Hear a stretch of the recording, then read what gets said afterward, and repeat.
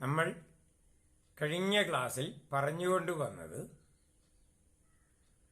ബ്രഹ്മം ആണ് ആകെപ്പാടെ ഉള്ളത് എന്താന്ന് ചോദിച്ചു കഴിഞ്ഞാൽ ഒരു ഏകാവസ്ഥ, ഒരു കേവലത്വമാണുള്ളത്, വേറെ ഒന്നുമില്ല.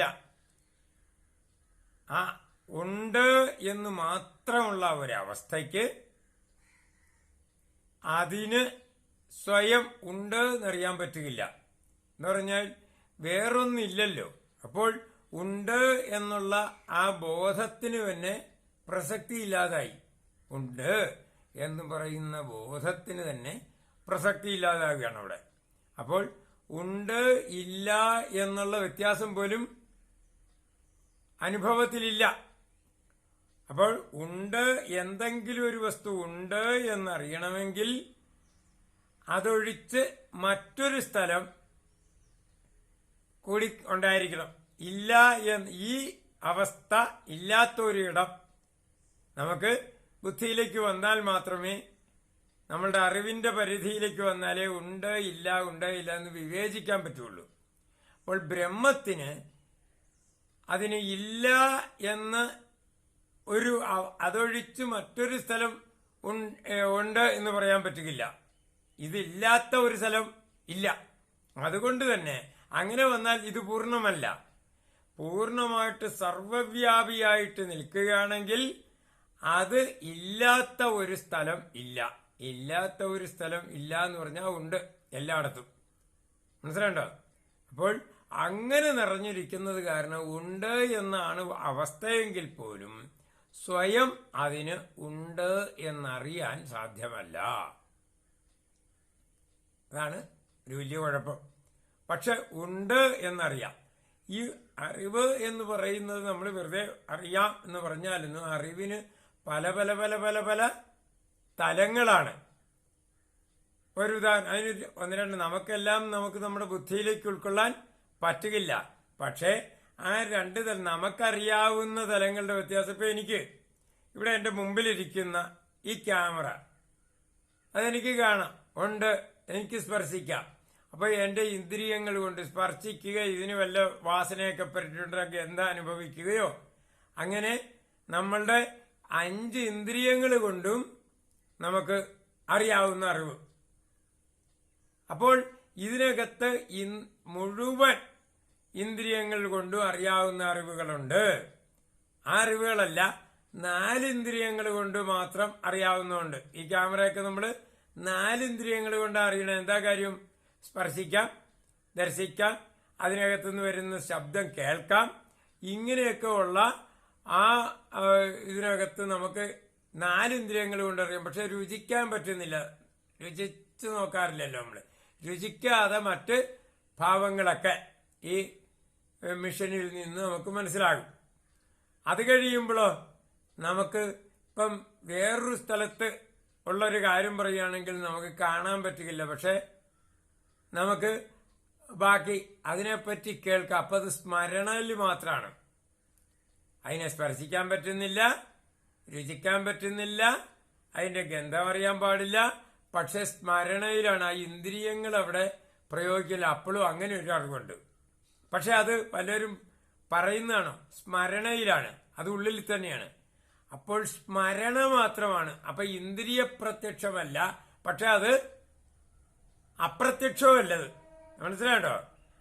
അത് കാരണം ബ്രഹ്മത്തിന്റെ കാര്യം പറയുമ്പോഴൊക്കെ നമ്മൾ അപരോക്ഷം എന്നാണ് പറയുക.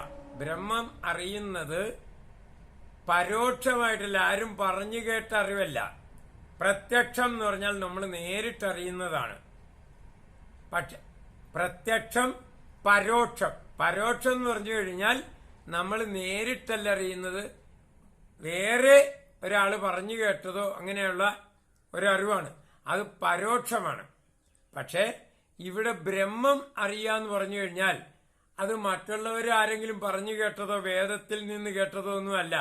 ബ്രഹ്മത്തിന്റെ അറിവ് അപരോക്ഷമാണ് എന്ന് പറഞ്ഞാൽ പരോക്ഷമല്ല. എന്നാൽ പ്രത്യക്ഷമാണോ എന്ന് പറഞ്ഞാൽ വാക്കിനൊരു വ്യത്യാസം വരും. പ്രത്യക്ഷം, അക്ഷി എന്ന് പറഞ്ഞാൽ ഇന്ദ്രിയം, അക്ഷി എന്ന് പറഞ്ഞാൽ കണ്ണ് മാത്രമല്ല, ഇന്ദ്രിയങ്ങളിലൂടെ കിട്ടുന്നതാണ് പ്രത്യക്ഷം എന്ന് പറയുന്നത്. എല്ലാം അക്ഷിയായിട്ടാണ് കൂട്ടുന്നത്. ത്വക്ക്, കാത്, മൂക്ക്, രസന എല്ലാ ഇന്ദ്രിയങ്ങളെയും കൂടി ചേർന്നാണ് ഇവിടെ അക്ഷി എന്ന് ഉദ്ദേശിക്കുന്നത്. പ്രത്യക്ഷം എന്ന് പറഞ്ഞാൽ ഇന്ദ്രിയ ഗോചരത്വം ഉള്ളത്. പക്ഷെ ബ്രഹ്മത്തിന് ഇന്ദ്രിയമില്ല. അതുകൊണ്ട് തന്നെ ആ ഇന്ദ്രിയമില്ലാതെ ആണെങ്കിലും എന്നാൽ വേറൊരാൾ പറഞ്ഞു കേട്ടതാണോ? നമ്മൾ പരോക്ഷം എന്ന് പറയുമ്പോൾ നമ്മൾ കണ്ടതല്ല, വേറൊരാൾ കണ്ടതാണ്, അല്ലെങ്കിൽ വേറൊരാൾ പഠിച്ചതാണ്, നമ്മളോട് പറഞ്ഞു കേട്ടത്, അദ്ദേഹം പറഞ്ഞ അറിവ് അതിനെപ്പറ്റി ഉള്ളൂ എന്നൊക്കെ പറയുമ്പോഴാണ് പരോക്ഷം എന്ന് പറയണത്. ഇവിടെ ബ്രഹ്മത്തിന് പരോക്ഷമായിട്ടുള്ള അറിവല്ല. അതുകൊണ്ട് തന്നെ എന്നാൽ അത് പ്രത്യക്ഷം എന്ന് പറയുമ്പോൾ ഇന്ദ്രിയഗോചരത്വം എന്ന് ധരിക്കാതിരിക്കാനാണ് അപരോക്ഷം എന്ന് പറയുന്നത്. അപരോക്ഷജ്ഞാനാണ്, സ്വയം അറിയുന്നതാണ്, വരൻ പറഞ്ഞറിയുന്നതല്ല. അതുകൊണ്ട് ഉണ്ട് എന്ന അറിവ് അപരോക്ഷമായിട്ടുള്ളത് കാരണം അതിനെ അങ്ങോട്ട് കോൺസെൻട്രേറ്റ് ചെയ്തപ്പോൾ എന്ത് പറ്റി? ഉണ്ട് എന്ന് ശരിക്കറിഞ്ഞു വന്നപ്പോൾ എന്ത് എന്ന് ഉണ്ട് എന്നറിയണമെങ്കിൽ എന്ത് എന്നുകൂടി അതിന്റെ കൂടെ അറിഞ്ഞേ മതിയാവൂ.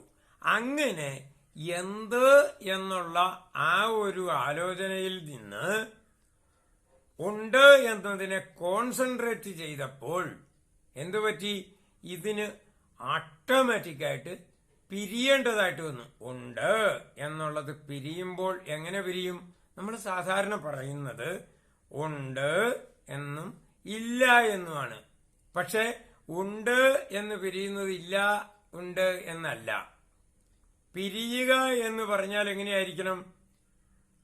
അത് എങ്ങനെയാണ് പിരിയുന്നത്? ചേർന്ന് കഴിഞ്ഞാൽ എന്തുള്ള അവസ്ഥ എന്ന് നോക്കിക്കഴിഞ്ഞാൽ ഉള്ള അവസ്ഥ എന്ത് എന്ന് നോക്കിയാൽ പിരിഞ്ഞാലുള്ള അവസ്ഥ നമുക്ക് മനസ്സിലാവുകയുള്ളൂ. ചേരുമ്പോൾ എങ്ങനെയാണ് അവസ്ഥ? ചേരുക രണ്ടവസ്ഥ. ചേരുമ്പോൾ എന്ത് ചെയ്യും? രണ്ടവസ്ഥ അല്ല, ഇവിടെ നമ്മൾ അത് മനസ്സിലാക്കാൻ കുറച്ച് ഗണിതം നമുക്ക് നോക്കാം. ഒന്ന് എന്ന് നമ്മൾ പറയും, ഒന്ന് ഉണ്ട്. ഒന്ന് എന്നുള്ളത് എന്താണ്? ഒന്ന് എന്ന് പറഞ്ഞു കഴിഞ്ഞാൽ അത് ഇല്ലാതാകണമെങ്കിൽ എന്ത് ചെയ്യണം എന്നാണ് ആലോചിക്കേണ്ടത്. ഒന്ന് എന്നുള്ളൊരവസ്ഥ ഇല്ല എന്നൊരവസ്ഥയിലേക്ക് ആകണമെങ്കിൽ ആ ഒന്നിന്റെ കൂടെ നമ്മൾ -1 ചേർക്കണം. എന്ന് വെച്ചാൽ അതിന്റെ നെഗറ്റീവായിട്ടുള്ള ഒന്ന് ചേർത്താൽ ഈ നെഗറ്റീവ് ഒന്നും പോസിറ്റീവ് ഒന്നും ആയിട്ടുള്ളത് തമ്മിൽ ചേർന്ന് ശൂന്യം എന്നൊരവസ്ഥയിലേക്ക് എത്തും. അതാണ്. അപ്പോൾ ശൂന്യം എന്നൊരവസ്ഥയിലേക്ക് എത്തുമ്പോൾ എന്താണ്? അതാണ് പൂർണ്ണ. ആ ശൂന്യം എന്താണ്? ഇല്ല എന്ന് അനുഭവത്തിൽ വരികയാണ്. പക്ഷെ ആ ഒന്നുമുണ്ട്, മറ്റേ ഒന്നുമുണ്ട്, -1ഉണ്ട്, +1ഉണ്ട്. അത് ചേർന്നിരിക്കുമ്പോൾ ആണ് പൂർണ്ണത എന്ന ഭാവം വരുന്നത്. അപ്പോൾ ഉണ്ട് എന്ന് പറയുമ്പോൾ 1, അത് +1. ഉണ്ട് എന്ന് പറയുമ്പോൾ അത് എന്താണ്? പകുതി മാത്രമാണ്. അതിന്റെ പൂർണ്ണരൂപം ശൂന്യമാണ് അനുഭവത്തിൽ.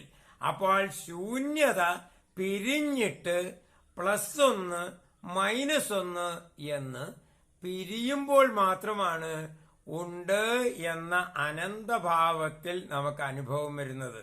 അതുകൊണ്ട് ബ്രഹ്മം സ്വയം എന്ത് ചെയ്തു? ഉണ്ട് ഉണ്ട് ഉണ്ട് എന്ന് മനസ്സിലാക്കി വന്നപ്പോൾ ഓട്ടോമാറ്റിക്കായിട്ട് എന്തായി? അത് പകുതിയായിട്ട് അനുഭവത്തിൽ വന്നു. എന്ത് പകുതിയായിട്ട് വന്നു? അനന്തമായിട്ട് ഉണ്ട് എന്നൊരു തോന്നൽ അതിന് വന്നപ്പോൾ അതിന്റെ അനുഭവത്തിന്റെ അപ്പുറത്തേക്ക് മൈനസായിട്ട് അതിന്റെ നേരെ വിപരീതമായിട്ട് വേറെ ഒരു ഉണ്ട് എന്നുള്ള അവസ്ഥ അതിന്റെ അനുഭവത്തിൽ നിന്ന് പുറത്തേക്ക് പോയി എന്നർത്ഥം. മൈനസ് എന്നൊരവസ്ഥ, മൈനസും പ്ലസും, നെഗറ്റീവും പോസിറ്റീവും ആയിട്ട് തിരിഞ്ഞു. Negative അനുഭവത്തിലില്ലാത്തതും positive അനുഭവത്തിലുള്ളതും. അനുഭവത്തിലുള്ളതിനെ എന്തു പറയും? പോസിറ്റീവ് എന്ന് പറയും. അതുകൊണ്ട് തന്നെ അതിന്റെ ഒരു കൗണ്ടർ പാർട്ടായിട്ട് നെഗറ്റീവ് എന്ന് പറഞ്ഞൊരവസ്ഥ ഉണ്ടായി. രണ്ടിനും ഒരേ ക്വാളിറ്റി. അതിന് നമുക്ക് മനസ്സിലാക്കാൻ മിറർ ഇമേജ് പോലെ നമുക്കെടുക്കാം. അതുപോലെയല്ല, എന്നാലും നമുക്കിവിടെ വ്യാവഹാരികത്തിൽ നമുക്ക് പറയാവുന്ന ഒന്നാണ് മിറർ ഇമേജ്. ആ മിറർ ഇമേജിൽ കാണുന്ന അത് ഇതിന്റെ നമ്മളുടെ ഈ ബിംബത്തിന്റെ ഒരു നെഗറ്റീവ് ആയിട്ടുള്ളതാണ്. നമ്മൾ വലത്ത് കൈ പൊക്കിയാൽ അവിടെ ഇടത്ത് കൈ പൊക്കും, നമ്മൾ വലത്തോട്ട് തിരിഞ്ഞാൽ അവിടെ ഇടത്തോട്ട് തിരിയും എന്ന് പറഞ്ഞതുപോലെ ഇതിന്റെ എല്ലാ ക്വാളിറ്റിയിലും നെഗറ്റീവ് ആയിട്ടുള്ളത്. പക്ഷെ ഇവിടെ എന്താണ്, അത് ബ്രഹ്മത്തിന്റെ നെഗറ്റീവും പോസിറ്റീവും പോലെ പിരിഞ്ഞതുപോലെയല്ല. ഇവിടെ നമ്മൾ വ്യാവഹാരികത്തിൽ പലതും അതിന് രൂപമുണ്ട്, ഇതിനും രൂപമുണ്ട്. അപ്പൊ പലതിനും സാമ്യമുണ്ട്. പക്ഷെ മറ്റതെന്താണ്, നമുക്ക് അറിയാത്ത വിധത്തിൽ, ബ്രഹ്മത്തിന് യാതൊരു വിധത്തിലും അറിയാത്ത വിധത്തിൽ പിരിഞ്ഞുപോയി. അത്ര നെഗറ്റീവാണ്. ഇവിടെ കുറെ ഭാഗങ്ങൾ നെഗറ്റീവായിട്ടുള്ള വരുന്നുള്ളൂ. അതുകൊണ്ട് തന്നെയാണ് നമുക്ക് ആ പ്രതിബിംബത്തെ കാണാൻ കഴിയുന്നത്. പക്ഷെ ബ്രഹ്മം പിരിഞ്ഞപ്പോൾ ഉണ്ടാകുന്ന നെഗറ്റീവ് എന്ന് പറഞ്ഞാൽ 100% നെഗറ്റീവ് ആയതുകൊണ്ട് ബ്രഹ്മത്തിന് അതിനെ ഉണ്ട് എന്നറിയാൻ പറ്റുകയില്ല. അപ്പോൾ പൂർണ്ണമായിട്ടുണ്ട് എന്നറിയുന്നത് ഒരു ഭാഗം മാത്രമാണ്. അതിനെയാണ് നമ്മൾ പരമാത്മാവ് എന്ന് നമ്മൾ കഴിഞ്ഞ ക്ലാസ്സിൽ സംഭവം. അതിനെപ്പറ്റി ഇപ്പൊ നിങ്ങൾക്കൊരു ധാരണ ഉണ്ടായെന്ന് വിചാരിക്കുന്നു. ഇന്ന് ഇത് മതി. അതിനെപ്പറ്റിയുള്ള ബാക്കി വിശദീകരണങ്ങൾ അടുത്ത ക്ലാസ്സിലേക്ക് പോകാം. ഇന്ന് ഇത് മതി. നന്ദി, നമസ്കാരം. ഒന്നാണ് ശിവായ.